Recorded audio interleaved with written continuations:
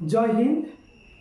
2.5 years, 3 years and 3.5 years শিশুদের বা ছাত্রছাত্রীদের কিভাবে কখন লিখতে এবং পেন্সিল ধরতে শিখাবে, কিভাবে শিখাবে সেই নিয়ে আজকে গুরুত্বপূর্ণ আলোচনা।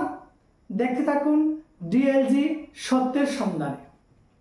আপনার শিশু যদি 2.5 বছর, 3 বছর বা 3.5 বছর হয়ে থাকে এবং তাকে আপনি কিভাবে লিখতে এবং পেন্সিল ধরতে শিখাবেন।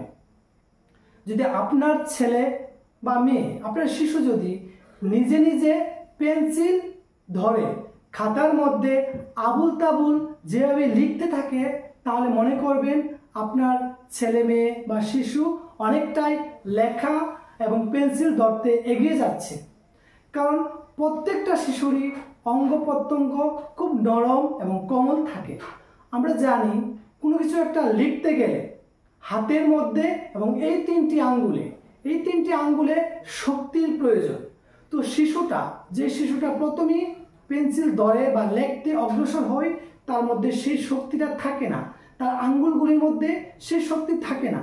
তাই অবশ্যই আপনারা কি করবেন, তখন ওই শিশুটিকে বেশি বেশি খাতার মধ্যে আবুল তাবুল বা দাগ দিতে দেবেন। এক্ষেত্রে অবশ্যই আপনারা আরেকটি কাজ করতে পারেন, তাকে বিভিন্ন কালারের পেন্সিল দিতে পারেন, যেন সে কালার পছন্দ মতো সে তার খাতার মধ্যে বা কপিতে দাগ দিতে পারে, সেটা আবুল তাবুল যাই হোক। এতে তার আঙ্গুলগুলির মধ্যে এবং তার হাতে যথেষ্ট পরিমাণ শক্তি আসবে লেখার জন্যে। আপনারা যখন প্রাথমিকভাবে এই কাজটা করে নিয়েছেন, আর এই কাজটা বেশি সময় নেবেন না, 1 থেকে 1.5 মাসের মধ্যে তাকে এই কাজটা বেশি বেশি করতে দেবেন। বেশি বেশি আবুল তাবুল লিখবে, কালার পেন্সিল দিয়ে লিখতে দিবেন। যাই লিখুক, অর্থপূর্ণ না হোক, যাই লিখুক, এতে তার এই 3টি আঙ্গুলে শক্তি আসবে, হাতের মধ্যে শক্তি আসবে। এবার তাকে সঠিক পদ্ধতিতে কীভাবে আলফাবেট, অক্ষর এবং নাম্বারগুলি লেখানোর দিকে এগিয়ে যাবে। যেই তার হাতের মধ্যে শক্তি আসলো, আঙ্গুলের মধ্যে শক্তি আসলো, তখনই বুঝতে পারবেন, যখন দেখবেন সে ঠিকঠাক দাগ দিতে পারছে, বিভিন্ন কালার করতে পারছে। এবার তাকে সঠিকভাবে পেন্সিল ধরার পদ্ধতি শেখান। যদি সঠিকভাবে পেন্সিল ধরার পদ্ধতি প্রথমেই না শেখান, অবশ্যই শিশুটি তার হ্যান্ডরাইটিং খারাপের দিকে এগিয়ে যাবে। তাই সঠিক পেন্সিল ধরার নিয়ম হচ্ছে এই। আপনারা অবশ্যই এই 3টি আঙ্গুল দেখছেন, এই 3টা আঙ্গুলের এটা এখানে থাকবে, তারপর এটা থাকবে, এটা এই জায়গায় থাকবে। তো তারপরে এটা তাকে এইভাবে ধরাবেন, এই ফার্স্ট এই, তারপরে এটা ধরবেন, এই তাকে লিখতে দেন।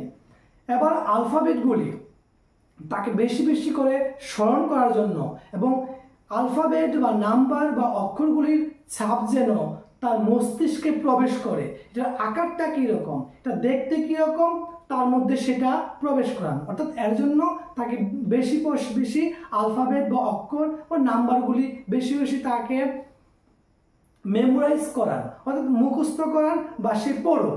এর ফলে তার মধ্যে ওই আলফাবেট বা নাম্বারটার একটা ছাপ পড়বে।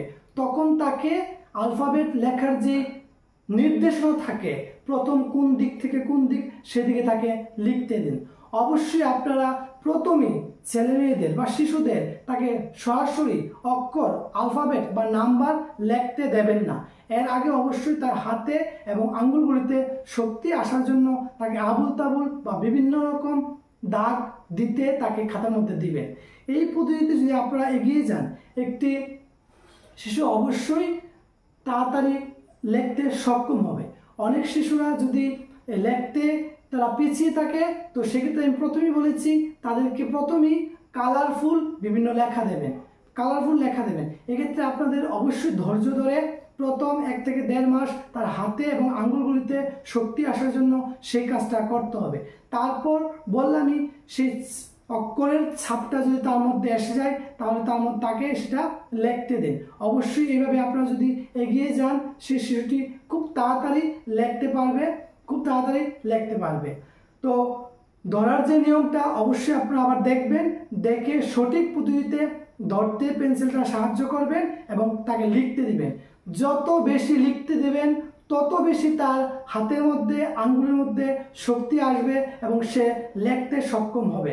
অবশ্যই কেউ ভয় পাবেন না বা চিন্তা করবেন না আমার শিশু বা ছেলে মেয়ে এখনো পেন্সিল বা লিখতে পারছে না, কিন্তু আপনারা প্রথমে এই পদ্ধতিতে এগিয়ে যান, অবশ্যই আপনার শিশু লিখতে পারবে এবং তার হ্যান্ডরাইটিং খুব সুন্দর হবে।